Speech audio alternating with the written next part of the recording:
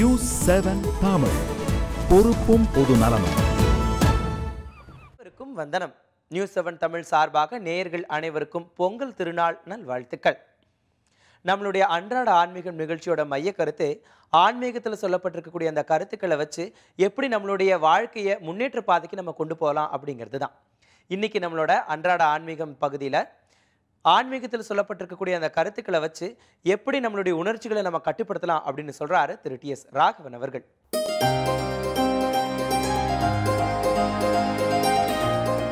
அன்றாட ஆன்மீகம் நிகழ்ச்சியில் உங்களை சந்திப்பதிலே மிக்க மகிழ்ச்சி. உங்கள் அனைவருக்கும் எனது அன்பான வணக்கங்கள். ஆன்மீகம் என்பது அன்றாட வாழ்க்கைக்கு அந்நியமானது அல்ல என்பதை பார்க்கிறோம். அன்றாட வாழ்க்கையிலே பல நிகழ்ச்சிகள், பல உணர்ச்சிகள், பல நிகழ்வுகள் நடக்கின்றன. அவைகளும் ஆன்மீகத்திற்கும் இணைந்தே செல்கின்றது, இசைந்தே செல்கின்றது. உதாரணமாக இந்த உணர்ச்சின்னு இருக்குது எல்லாருக்கும். உணர்ச்சி என்பது is it physical, is it psychological, is it mental? உணர்ச்சி என்பது இது எல்லாம் கலந்த ஒரு கலவை. Body feels, eyes see, ears hear, and there is a reaction. இது பாருங்கள், எல்லாம் சைமல்டேனியஸாக நடக்கிறது. ஒரு அழகான பூவை பார்க்கின்றோம், கண்கள் பார்க்கின்றது, நாசி சுவாசிக்கின்றது, மனம் உணர்கின்றது, நம்முடைய மனம் மலர்கிறது. இதுதான் ஒரு உணர்ச்சி வயப்படுதல். அதே பார்த்துட்டுருக்குறோம். ஒரு ஊட்டிக்கு போகிறோம், அங்கே லேக்கில் தண்ணி அழகாக இருக்குது, அங்கே குதிரைகள்லாம் சுற்றி வருகின்றன, அதை பார்த்துட்டுருக்குறோம், குழந்தைகள் விளையாடுகின்றன. இதெல்லாம் கண்ணு பார்த்துட்டே இருக்குது. பார்த்துட்டே இருக்கிறச்சே நம்ம மனசு மாறிட்டே வருது. ரொம்ப நாள் குழந்தையோடு விளையாடுறச்சு அப்படின்னா அதில் லயிச்சு போய்டுறோம். இதுதான் உணர்ச்சி வயப்படுதல்பாங்க. இந்த உணர்ச்சி வயப்படுதல் இருக்குது பார்த்தீங்களா, இது நல்லதும் நடக்கும், கெட்டதும் நடக்கும். இந்த சில சமயம் என்ன பண்ணுவோம், நம்ம உணர்ச்சியிலேயே எதை பார்த்து இது பார்த்த உடனே நம்மளுடைய மூளைக்கு போகுது, நம்முடைய மூளை அதிலே தங்கிடுது. அதான் பயப்படுதல், லயித்து போகிறது. இப்போ சிறந்த ஒரு இன்னிசையை கேட்குறோம், காது தான் கேட்குது, அதை கேட்டுகிட்டே இருக்கிறச்சு மறந்துடுறோம். பக்கத்தில் வந்து யாரோ கூப்பிடுறாங்க, எங்கன்னு கூப்பிட்டே இருக்கிறாங்க, நம்ம எங்கன்னு இருக்கிறோம், தெரிய மாட்டேங்கிறது. எனக்கு இசையில் லயித்து போயிட்டோம். இதை போன்று பல விதமான உணர்ச்சி வயப்பாட்டுகளை பார்க்கின்றோம். இந்த உணர்ச்சி வயப்பாடு நல்லதா கெட்டதான்னாக்கா நல்லதும் உண்டு, கெட்டதும் உண்டு. ஒரு அலுவலகத்தை எடுத்துப்போமே, இந்த பேங்க்கெல்லாம் இருக்குது பார்த்தீங்களா, அங்கே இப்போ இது போட்டிருப்பாங்க, ஒரு எச்சரிக்கை போட்டிருப்பாங்க, உங்கள் கவனத்தை யாரும் திருப்புவார்களேயானால் அவ்வாறு செல்லாதீர்கள், ஜாக்கிரதையாருங்கள், உஷாராயிருங்கள் அப்படிலாம் போட்டிருப்பாங்க. கீழே 10 ரூபா பணம் கிடக்க, 10 ரூபான்னு கீழே நிமிர்ந்து பார்க்குறாங்க, குனிஞ்சு பார்க்குறாங்க.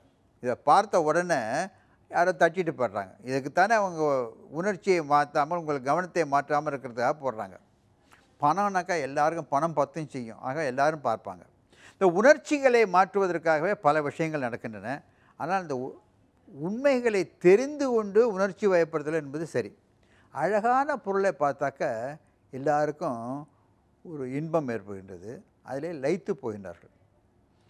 இப்போ சாதாரணமாக சொல்வார்கள், பெண்களுக்கு பொன்னை கண்டால் ஒரு மயக்கம் என்று கூறுவார்கள். அது தவறு ஒன்றும் கிடையாது.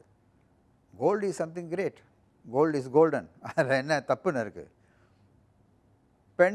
பெண் என்பதற்கும் பொன் என்பதற்கும் ஜாஸ்தி உச்சரிப்பிலேயோ எழுத்துக்களையோ வித்தியாசம் கிடையாது. இதில் கால் வாங்கியிருக்கோம், அதில் பெரிய எழுத்து சின்ன எழுத்து இவ்வளோ தான் சொல்லாமல் இருக்கும். ஆனாக்க பெண்ணிற்கும் பொண்ணிற்கும் ஈடுபாடு உண்மை, உணர்ச்சி வசப்படுதல் உண்மை, இதெல்லாம் வாழ்க்கையில் பார்த்த விஷயம். ஆண்களுக்கும் பொண்ணில் பார்க்கறதுல விஷயம் உண்டு, பவுனில் அவங்களுக்கும் இன்ட்ரெஸ்ட் உண்டு. ஆனாக்க பொன் நகைகளை பார்த்து பெண்கள் நகையை செய்வது என்பது வழக்கம், இது தெரிஞ்ச விஷயம்.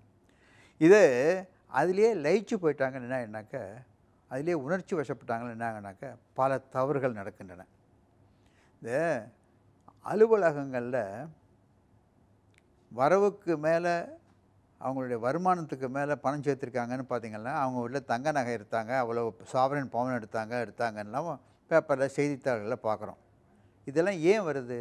அவர்களுக்கு இந்த பொன் நகைகள் மீதில் அதீதமான உணர்ச்சி வயப்பட்டு ஈடுபாடு அதிகப்பட்டு இருப்பதனால அவர்கள் அந்த தவறுகளை செய்கிறார்கள். அந்த மாதிரி தவறு நடக்குமா என்ன? ஏதோ சும்மா செய்தி போடுறாங்க ஐயா அப்படின்னு சொல்கிறவங்க இருக்கலாம். ஆனால் இது தினைக்கும் பேப்பரில் பார்க்குறோம். இது ராமாயண காலத்தில் கூட நடந்திருக்கு. நடக்குமா பாருங்கள், நடந்திருக்க. அங்கே மாரீச்சன் என்கின்ற ஒரு அரக்கன் சீதை என்பால் சென்று விளையாடுகின்றார். ஒரு மான் துள்ளி விளையாடுகின்றது. ஒரு பொன் மான். மான் எங்கேயாவது பொன்னாயகளை செய்திருக்க முடியுமா? பொன்னால் செய்திருந்தால் அது ஒரு சிற்பமாக இருக்கணும். ஆனால் அது துள்ளி விளையாடுகின்றதே, அது யாராவது நம்புவாங்களா? அதை பார்த்து ஒரு பெண்மான், அதான் சீதை, அந்த பெண்மான் அந்த பொய்மானை பார்த்து பொன்மான் என்று நம்புகிறது. ஆக அதையே பார்த்துட்டு அது வேணும்னு பிடிவாதம் பிடிக்கின்றார். அங்கே இருக்கிறார் கணவர் ராமன். அவர் சொல்லி பார்க்குறாரு, இல்லைம்மா அது வேண்டாம், அது உண்மை அல்ல என்று கூறுகின்றார். எப்பொழுது ஒரு பெண்ணிற்கு பொன்மான் மேலே இன்பம் ஏற்பட்டு மனம் லயித்து விட்டதோ, அது மேலே உணர்ச்சி வசப்பட்டாலோ அதே வேணும்னு சண்டை போடுறாங்க, அழுகுறாங்க, அட்டகாசம் பண்ணுறாங்க. இவர் எவ்வளோ சொல்லி பார்க்குறாரு, கேட்கலை. ஆனால் அந்த பொன்மான் என்ன? பொன்மான் மாரீச்சன் என்கின்ற ஒரு அரக்கன், ராவணனாலே அனுப்பப்பட்டவன். சீதையின் கவனத்தை மாற்றி சீதையை அபகரித்து செல்வதற்காக ராவணனால் அனுப்பப்பட்ட ஒரு அரக்கன். இது ராமாயணத்தில் வருகின்ற ஒரு செய்தி. அந்த பொன்மானை பார்த்து சீதை மனதிலே மிகவும் லயித்து உணர்ச்சி வசப்பட்டதினால், அழகிலே எல்லாருக்கும் ஒரு உணர்ச்சி தானே உண்டாகும், நல்ல உணர்ச்சி தானே. பொன்னை பார்த்ததுனால மட்டும் இல்லை, அழகான மான், அழகான பார்த்தவொடனே நமக்கெல்லாம் ஒரு சித்திரத்தை பார்த்தா ஒரு இன்பம் உண்டாவது இல்லையா? ஒரு தோட்டத்தில் பார்க்கின்ற புஷ்பங்களை பார்த்தா இன்பம் உண்டாவது இல்லையா? ஆகையினாலே அந்த பெண்ணிற்கு ஒரு அழகு உணர்ச்சி ஏற்பட்டு, அழகின்பால் ஏற்பட்ட ஒரு உணர்ச்சி வசப்பட்டதுனால அதை வேணும் என்று கேட்கின்றார். ராமனும் சொல்லி பார்க்குறாரு, கேட்கலை. ஆனால் ராமனுக்கு மற்றொரு உணர்ச்சியிலே வயப்பட்டவன், மிக மிக உன்னதமான தெய்வீகமான ஒரு உணர்ச்சி. உலகத்திலே மிக தெய்வீகமான உணர்ச்சி என்னன்னு கேட்டால் எல்லோரும் என்ன சொல்லுவாங்க? காதல் உணர்ச்சின்னு சொல்லுவாங்க. ராமனுக்கு சீதைபால் காதல் உணர்ச்சி அதிகம். அதனால தான் அவருக்கு பேரே சீதாராமன்னு பேர். அந்த சீதாராமன் சொல்ல சீதை சொன்னதெல்லாம் கேட்பார். இந்த காலத்துலையும் எல்லோரும் கேட்குறாங்க. ஆனால் பெண்கள் ஒப்புக்கொள்கிறார்களா இல்லையா என்பது மற்றொரு செய்தி. இந்த சீதாராமன் என்ன பண்ணுறாரு, சொல்லி பார்த்தாரு, கேட்கலை. அந்த அம்மா அடம் பிடிச்சாங்களா பிடிக்கலையாங்கிறத நம்ம பார்க்கல. ஆனால் சீதை கேட்டாள் என்பதற்காக அந்த பொன்மானை பிடித்து வருகிறேன் என்று சொல்லுகின்றார். பொன்மானை பிடித்து விடுகிறேன் சொல்லுகின்ற பொழுது அந்த பொன்மான் துள்ளி துள்ளி ஓடி ஓடி சீதையிடமிருந்து ராமனை பிரித்து வெகு தூரம் அழைத்துச் செல்கின்றது. அதை வேட்டையாடி பிடிப்பதற்காக அவரும் பின்தொடர்ந்து ஓடுகின்றார். சீதையும் ராமரும் தனித்தாக விடப்பட்டனர், இருவரும் பிரிக்கப்பட்டனர். அப்படி பிரிக்க பொழுது தான் காத்திருந்த பொழுது இவர் அம்பைட்டு எங்கேயோ தூரத்தில் போய் அம்பாலை விடுறாரு. அது அம்பாலை விட்டவுடன் அவர் பேர் அடிக்கின்றது. அந்த அரக்கனாகிய மாரீச்சனாகிய பொன்மான் கீழே விழுகின்ற நேரத்திலே ஆ சீதே, ஆ லட்சுமணா என்று அரற்றுகின்றான். அவன் அரற்றுகின்றதை பார்த்துவிட்டு சீதைக்கு ராமன்பால் மிகுந்த காதல்.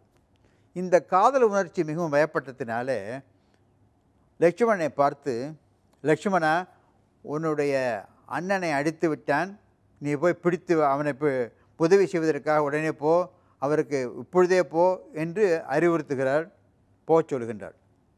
லட்சுமணனுக்கு ராமன்பால் மிகுந்த பக்தி உணர்ச்சி மட்டுமல்ல, உண்மை உணர்ச்சியும் உண்டு. ராமனுடைய பலத்தை அறிந்தவன், உண்மையை அறிந்தவன். அண்ணனை உத்தரம் அடிக்க முடியாது, அவருக்கு ஒன்றும் ஆபத்து இல்லை, போக வேண்டாம் அண்ணன்னு சொல்லி பார்க்குறாரு. நீ போகிறாயா இல்லையா என்று சீதை காதல் வயப்பட்டு காதல் உணர்ச்சினாலே கோபத்தை உணர்ச்சி உண்டாக்குகின்றது. கோபத்தை அடைந்த சீதை தாறுமாறாக லட்சுமணனை பார்த்து பேசுகின்றாள்.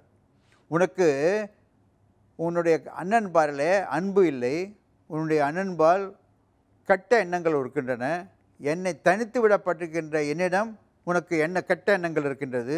என்னையா அண்ணன் தம்பிங்க நீங்கள்? ஒரு தம்பி ராஜ்யத்தை பிடிங்கிட்டு எடுத்துகிட்டு போனால், இன்னொரு தம்பி நீ you have bad intentions towards me, என்ன பேசுகிற நீ அப்படின்னு ஒரு கோப உணர்ச்சியிலே பேசுகின்றார். பாருங்கள், முதல்ல அழகு உணர்ச்சி, சீதைக்கு பொன்மானிடம் அழகு உணர்ச்சி. அந்த அழகு உணர்ச்சி என்ன ஆயிற்று? ராமன் காதல் உணர்ச்சியினாலே அதன் பின்னால் போகின்றான். காதல் உணர்ச்சியினாலே அங்கே போனவன் மானை துரத்தி கொண்டு ஓடுகின்றான். துரத்தி கொண்டு ஓடுகின்ற நேரத்திலே அரக்கனாலே ஒரு நாடகம் ஆடப்படுகின்றது. ஹே சீதே, ஹே லக்ஷ்மணா என்று கூக்குரல் எழுகின்ற வழியாக. ஆகையினாலே அப்பொழுது சீதைக்கு ராமன்பால் இருக்கின்ற காதல உணர்ச்சியினாலே லக்குமணனை கடிந்து கூறுகின்றாள். அப்போ கடிந்து கூறுகின்ற பொழுது என்னாகிறது? ஒரு கோப உணர்ச்சி. அந்த கோப உணர்ச்சியில் அவன் என்ன பண்ணுறதுன்னு தெரியாமல் ஒரு பரிதாப உணர்ச்சி உண்டாகிறது லக்ஷ்மணனுக்கு. இங்கு இருப்பதா அங்கு போவதா தெரியாமல் ஒரு இந்த ரெண்டும் கட்டான நிலைமைன்னு சொல்லுவாங்க, தர்ம சங்கடம்னு சொல்லுவாங்க. அந்த ஒரு ரெண்டும் கட்டான நிலைமை ஒரு பரிதாப உணர்ச்சி உண்டாகிறது. அந்த பரிதாப உணர்ச்சியில் அன்னியை தனியாக விட்டு ராமன் எங்கு இருப்பான் என்ற அந்த நேரத்தை நோக்கி அந்த இடத்தை நோக்கி செல்லுகின்றான். இது போன்று இந்த பல உணர்ச்சிகளை லயித்து விட்டதினால, அந்த மனம் லயித்து விட்டதினால, உணர்ச்சி வசப்பட்டதினால என்னாச்சு? சீதையை ராவணன் தூக்கி சென்றான். ராமன் சீதையை இழந்தான். சீதையை தேடிக்கொண்டு காட்டிற்கு இலங்கைக்கு சென்றான். காட்டினுள் சென்ற இலங்கைக்கு சென்று பல இடங்களிலே போர் புரிந்தான். கட்டப்பட்டார்கள் என்பது கதை. ஆக உணர்ச்சி பல வகையில் இருக்கலாம், எதில் வந்ததுன்னு தெரியாது. அழகு உணர்ச்சி உன்னதமானது, காதல் உணர்ச்சி உன்னதமானது, கோப உணர்ச்சி உன்னதமானது அல்ல, பரிதாப உணர்ச்சி உன்னதமானது அல்ல. இருப்பினும் எந்த உணர்ச்சியாக இருந்தாலும் உணர்ச்சி வயப்பட்டால் வாழ்க்கையிலே முன்னேறுவதற்கு தடையாக இருப்பது கருவது ஆன்மீகத்தின் ஒரு செய்தி. இது போன்ற பல செய்திகளை பார்ப்போமா? உங்கள் எல்லோருக்கும் வணக்கம். செய்திகளை தொடர்ந்து தீர்வுகள் வழங்குபவர் லேனா தமிழ்வாணன்.